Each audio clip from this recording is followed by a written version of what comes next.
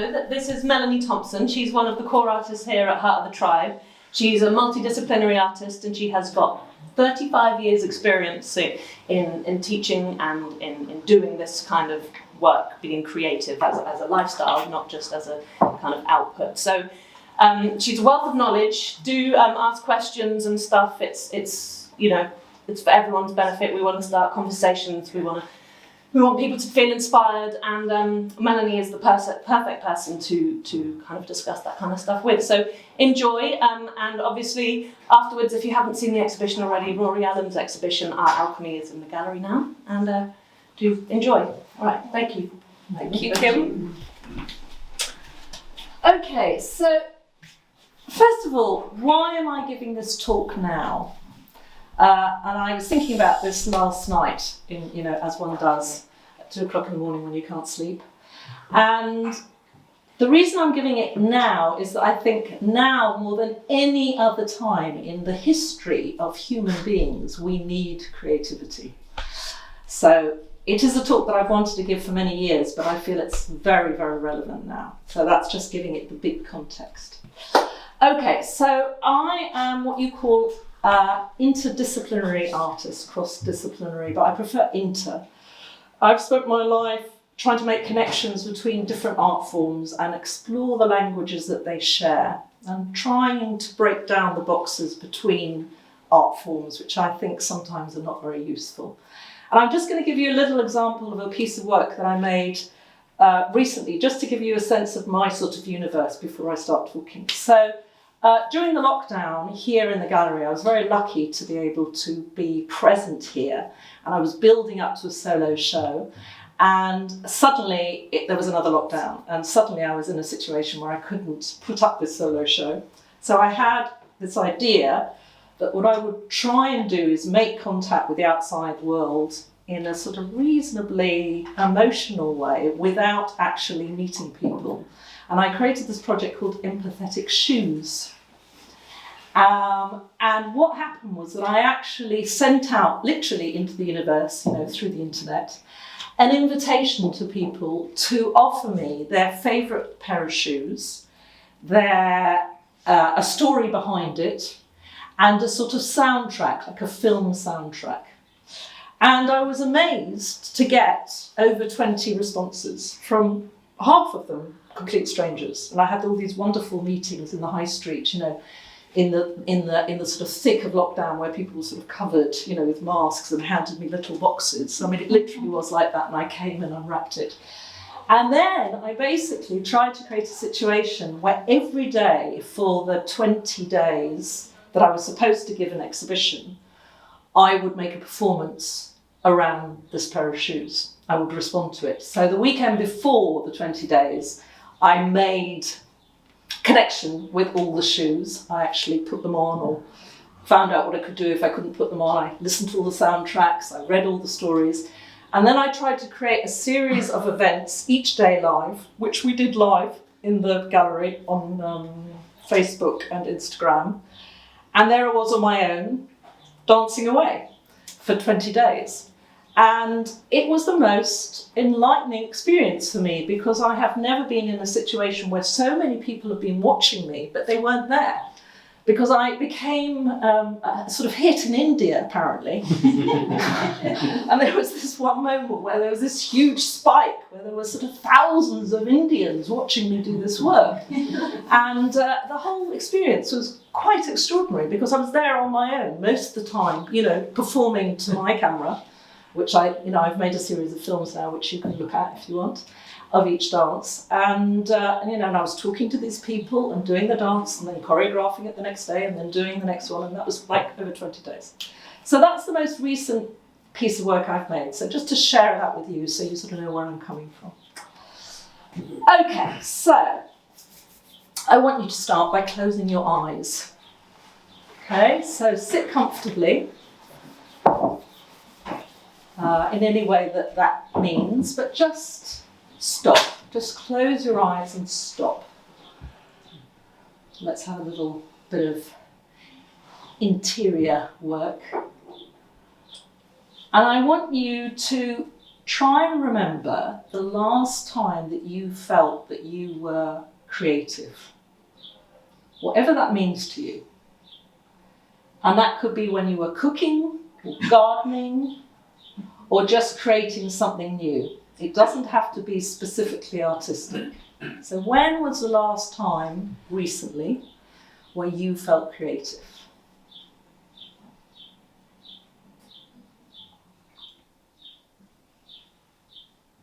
And just feel what that feels like.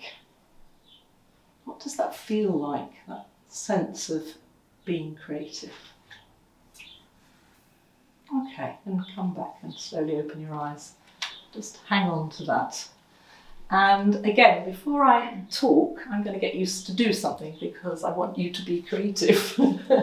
So, I don't know how many of you have phones on you. Unfortunately, probably a lot of you. If you've got a phone, then I want you to go into the garden and look around and take a picture either of a person or a plant that interests you.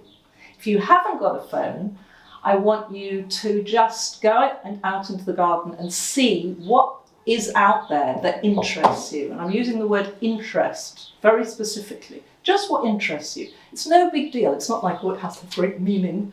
Just go out there and go, oh, wow, that interests me. Because that's the beginning of something, all right? And then if you haven't got a phone, just literally do what the phone would do. Take a picture of it in your mind's eye and hang on to it because we'll come back to it at the end of my talk, okay? So you've got like 2 minutes. Go. Nobody's going to take the seats, don't worry. I might take you a story.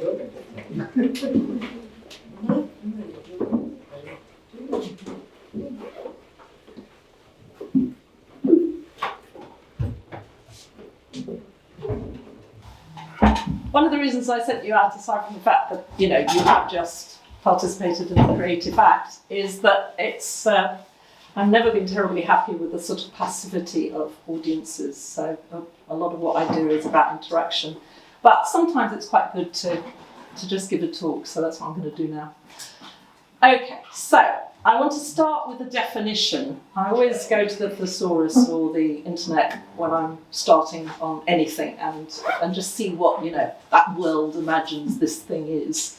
So, creativity, the use of imagination or original ideas to create something. Okay? So, I've been teaching about art making and creativity for many years. I see the act of creativity as essential as food and water. And as with those fundamentals, I believe without creativity in our lives, we internally wither and die. And I know that's extreme, but I really believe that. So, what is this itch, this force, this rush, this power called creativity?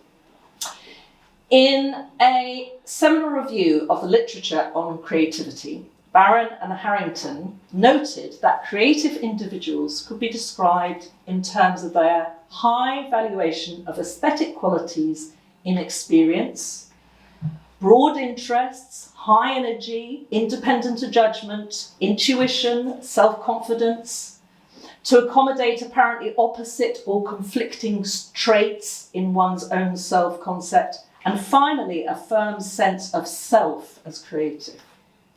I like this. Further adjectives include, so these are how we talk about what creative is, or creative people. Alert, active, ambitious, argumentative, assertive, capable, clear thinking, clever, complicated, curious, cynical, demanding, egotistical, energetic, enthusiastic, hurried, idealistic, imaginative, impulsive, independent, ingenious, insightful, rebellious, practical, reflective, resourceful, self-confident, sensitive, sharp-witted, spontaneous, unconventional, versatile, and not conventional, and not inhibited. And that's just a few, okay? So, are they describing you? Any of these? Yeah? At the end of the book, they say, creativity is a complex and multi-determined psychological construct that has rarely been measured through objective means. Differential approaches to creativity comprise of various, often conflicting theories. So, not much help there then. Okay? That's the academic, yeah? And I think it's always good to sort of look at the academic and say, that's the academic, and now let's look at other stuff. So, my take on this is, we are curious from the moment we are born. And true creativity is that desire to understand and question and then transform everything we meet and collide with in our lives. But, like all skills, it needs to be practiced and developed and taken care of. And if it is not, we begin to feel very uncomfortable. Every human is a creative being. But unfortunately, unless that part of you is nurtured, it can go into a kind of stasis, which creates happiness, unhappiness, and frustration and depression. Creativity, of course, is totally bound to the imagination. When they are both allowed to flourish, an environment is created which opens a door to an awareness where it is quite possible to step outside of social norms and learnt boundaries and travel to new uncharted worlds. Yeah, this pairing gives you confidence and a sense of power within your life because you are defining what is and what is not possible. When you let creativity into your life, you are much more likely to take risks and feel empathy towards many different sorts of people without fear or malice. You can afford to be generous and kind because you feel you have little to lose. Because creativity keeps giving in terms of energy and satisfaction. So, why do we need it so much? As children, we learn through play, and play is the mainstay of creativity. If children are not allowed to play, they are unable to process their experiences and become emotionally and psychologically ill. When we grow up and become adults, in the West particularly, we are conditioned to follow our intellect and only what we see. And we no longer trust our imagination or our intuition or our curiosity. This means that our lives become very restricted and boring. And a bored human being gets very unhappy very quickly. And then if there is no release, they also become angry and destructive to themselves and the world around them. Human beings need to be challenged throughout their lives to extend themselves and to question and interrogate what is around them. Creativity fulfills those needs. So, how do we relearn how to play, to explore, to take risks and be more curious? Step 1. If only it was this simple, but it's a talk, okay?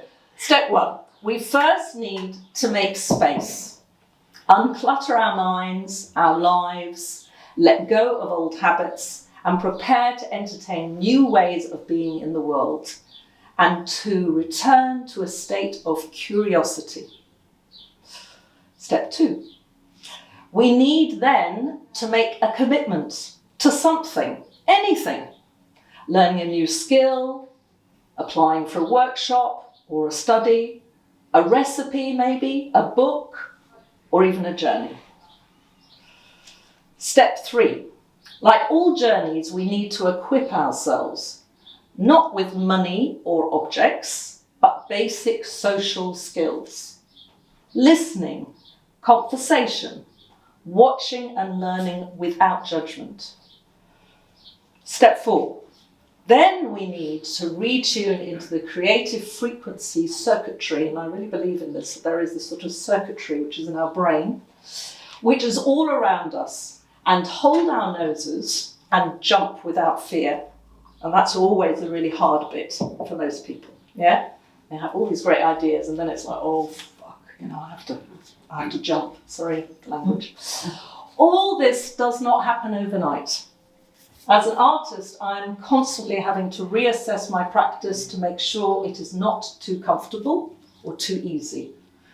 But also at the same time, creating for myself working situations where I can feel safe and supported.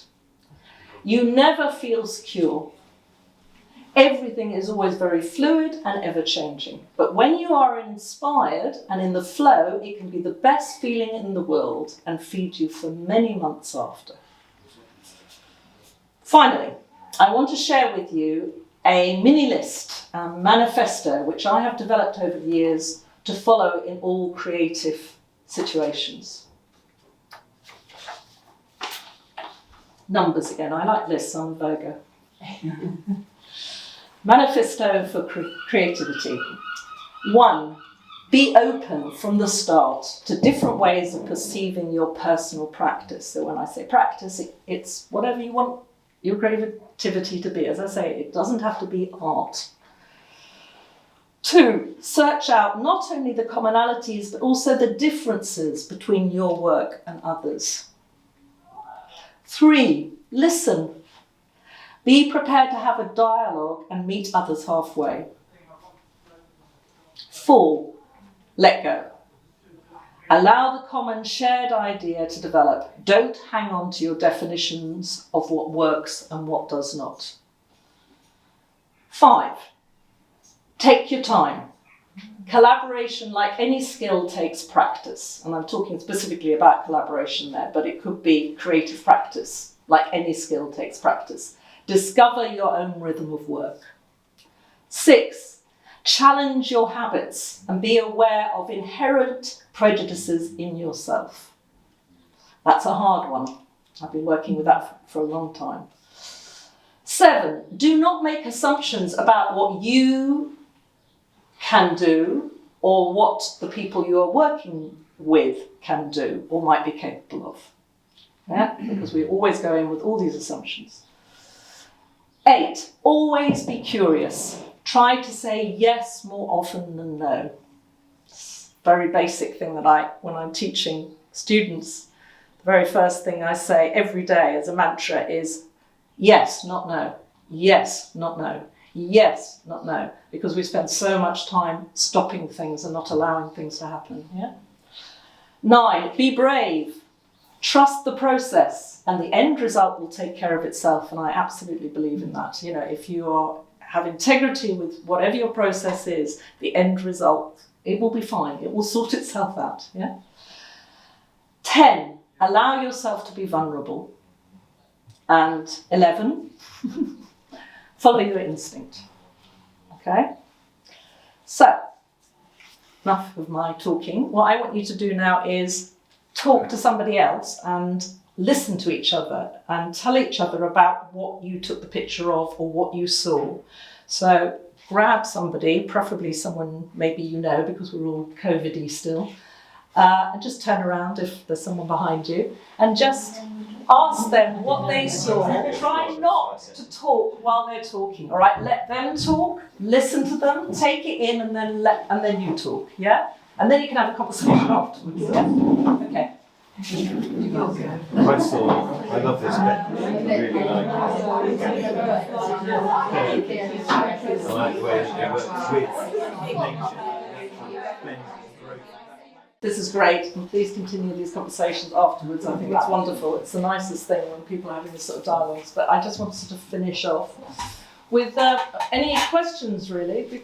Any questions you have about what I've said, or any thoughts that you have yourself that you want to share with this group of people about creativity? I have. We both did it at the same time. Do you want to start?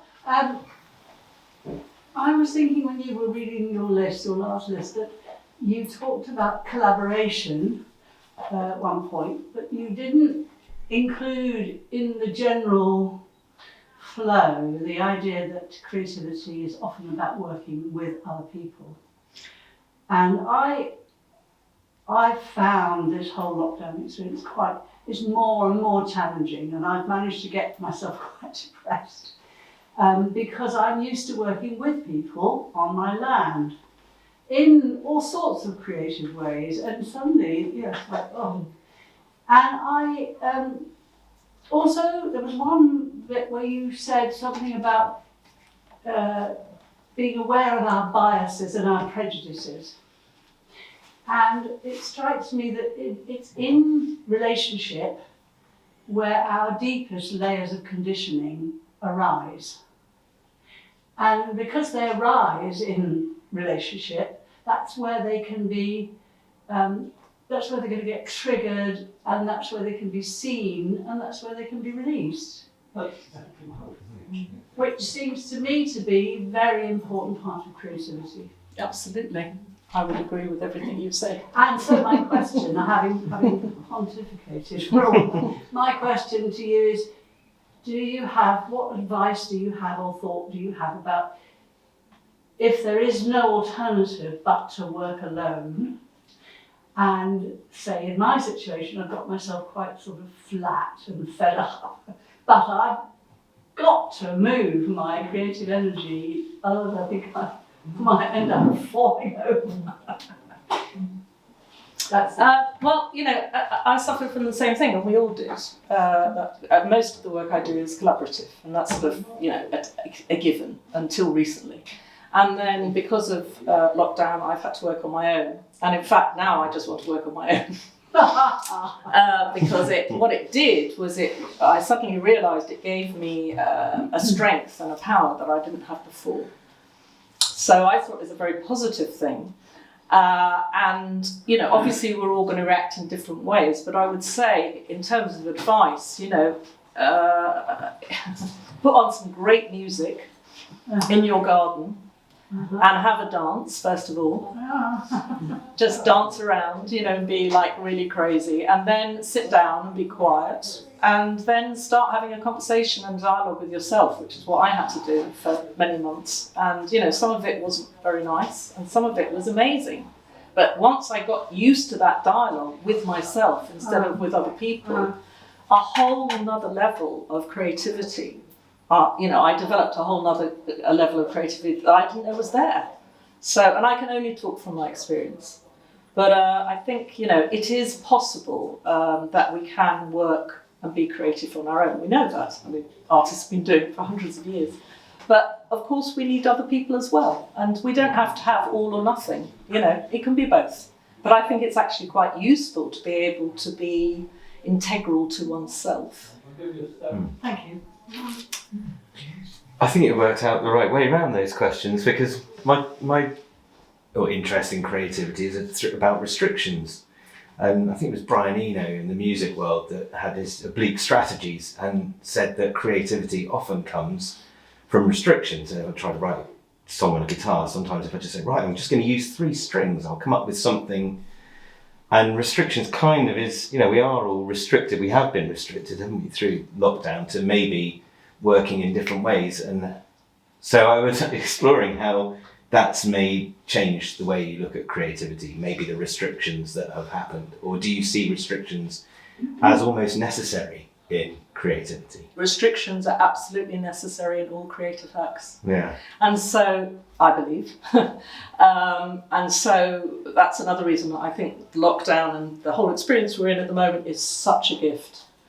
I know it's horrible, and I know it's difficult, and I know it's demanding, but it is such a gift because it is allowing us and giving us the space and time to actually reconsider and reperceive what it is we do and why, and accept that there has to be restrictions, and there will be more. This is only the beginning, absolutely. It's going to get more and more restricted. So how do we deal with that? How do we as creative people deal with that? There was a really nice creative chain where I saw online somewhere, but someone would write a poem, send it to another artist, and the artist would paint a picture, then that would be sent to a musician, and the musician would write a song. I think that's really, and then it carries on and on and on. So you're doing your own thing, but you're interacting. There are so many ways. There are so many ways, and I mean, you know, what has come up during this pandemic is how incredibly creative people have been in terms of technology. I mean, obviously, it's been an absolute saviour. My mum, who's 93, who's very alive, said she only survived because of Zoom. You know, I mean, she never came off the thing. You know, I had to sort of have appointments in between her Zooms. You know, and she's learned Hindu and God knows what. You know, suddenly this whole thing has opened up for her, which she didn't think was part of her life. So we're incredibly adaptable human beings, and that's why, you know, I'm not feeling depressed. I'm feeling very hopeful. I'm very excited, actually, about what the future is, because of the limitations, because we have to accept that the world is changed. You know, we've been banged over the head. Finally, we're taking it. You know, we're accepting that it is. So what do we do as artists? What do we do? How do we respond to that? That really interests me.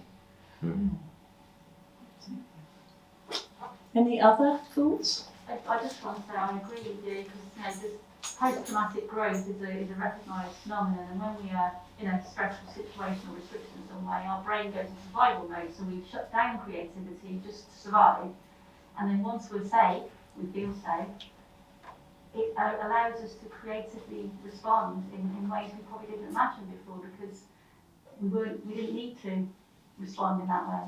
So there's so many possibilities for us to grow out of this situation. Absolutely. Change the way you do things, slow down a little bit, you know, connect differently. But you know, as you say, connect globally. We're not restricted to our local areas anymore, because we've got the whole world to connect with. Think of possibilities, it's amazing. But it is treacherous, you know. I mean, let's not get too happy, you know. It is treacherous, and there is treachery everywhere, politically, environmentally, you know. So we have to be canny. It's also about, you know, not getting into a sort of love bubble either. You know, we have to be canny about the way we move forward, and be aware constantly of what the possibilities are, but also what the big black holes are. What the picture is. The picture is, exactly. So it's about, you know, which again is the role of an artist, any sort of artist. It's a question of taking the step back and looking, what am I seeing? Which most people in their lives don't have time to do, you know. It was just, thank you for that list of words, because intuitively 2 words jumped out to me, and I don't know whether it was the same for others when they heard that list. You know, what is creativity? And big thing for me was you mentioned space, but also vulnerability. And so those 2 really shouted out. Yeah, big and loud. And I remember once someone asking me, "Are you an artist?" I was just sketching on a pad, and I thought, well, what is artist? Am I an artist? Can I call myself an artist? If I create, therefore I am. I would have thought. That's a difficult one. I've had that conversation with so many people, particularly with students. At what point can I call myself an artist? I usually say 20 years.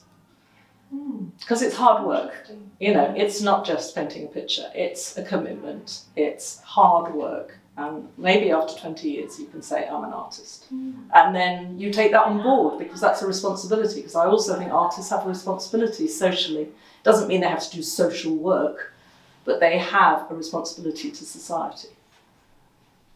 But you know, as you can hear, I have very definite views, so it's only just what I think, you know.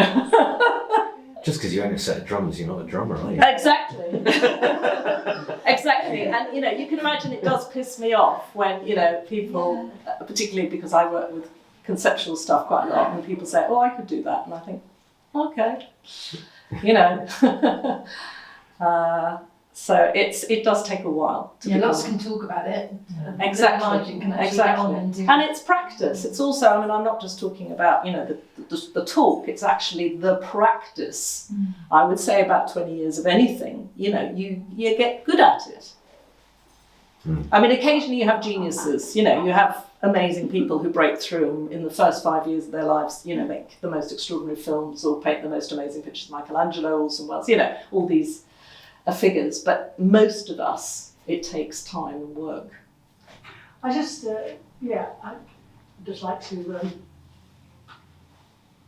add to that really. Liz Beach used to run a place in Glastonbury called the Phoenix Centre, and she did an art group for some long time, which I went to, and I've never practiced at painting, even though I loved playing with paint.